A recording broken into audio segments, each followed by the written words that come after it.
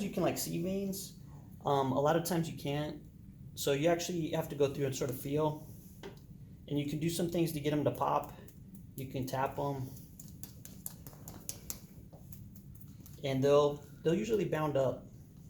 The other thing you can do is sometimes just the alcohol touching the skin kind of makes that skin sort of tighten up and pop up too. Could you just hand me another glove?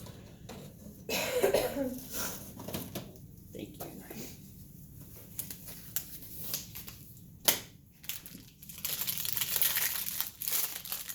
So this, anything I teach you guys, whatever the book says for your exams, go by what the book says. There's like some guideline on how long you should leave the tourniquet on. In real life, some people, if they're dehydrated, you're gonna have to keep that tourniquet on longer. Or if you need to get that vein to pop up. Some people are gonna have real boundy veins. You won't have to leave the tourniquet on hardly at all.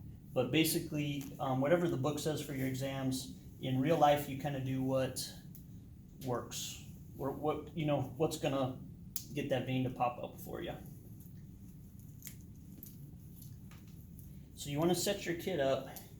You'll have your pigtail. You connect it to the lure lock side, and then you're gonna just leak out a little bit of saline. You just want to prime it, and that's all you need, just enough to clear, get the air out of the line. And then with these, what I usually do is I'll loosen this up, but leave it on there like that, just to keep the tip sterile. But that way, when you're done, you're gonna be using 2 hands. That way you can just flick this thing off.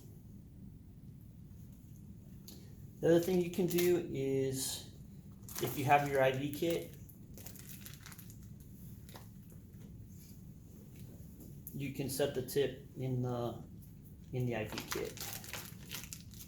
This package is sterile. So like sometimes what you can do is just go like that. What do we got in our kits here? Okay, so we got a little piece of tape, we got a dressing. Anytime I'm doing any kind of venipuncture, labs or IV, what I always do is I'll just take half of a 2x2, fold it up,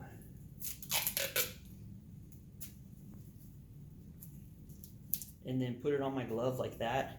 That way if you miss, or with the lab draw, you're gonna have to seal up the site. It's ready to go, you're not fooling with tape.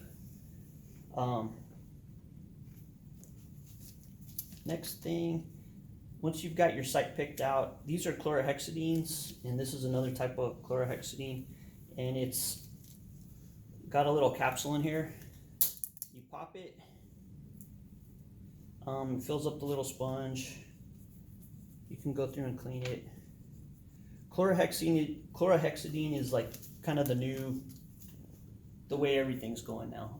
Like we still use alcohol, but for a lot of stuff, chlorhexidine is the preferred cleanser. So you got your site clean. You got your tourniquet on above.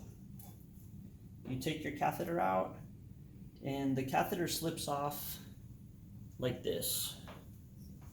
So the needle's inside the catheter. Mm-hmm. And what I do is I hold it with 2 fingers like this. I keep this finger off until I have access. Last semester, some students were having their finger on here the whole time, and the first couple times you do this, you're gonna be a little shaky. Some people will anyways. And they'll have their finger on here and they're like, that thing's bouncing like a diving board. Sharing. So hold your 2 fingers like this. This little chamber here, when you get access, blood will shoot down the needle, and you'll get a flash in this little chamber here. That's one of the ways you know that you've got good access. If somebody's really dehydrated, you might not get a really profound flash. You might just get a little spit of blood. Sometimes that's good enough. But if you see this thing fill up with blood, that means you're in the vein really well.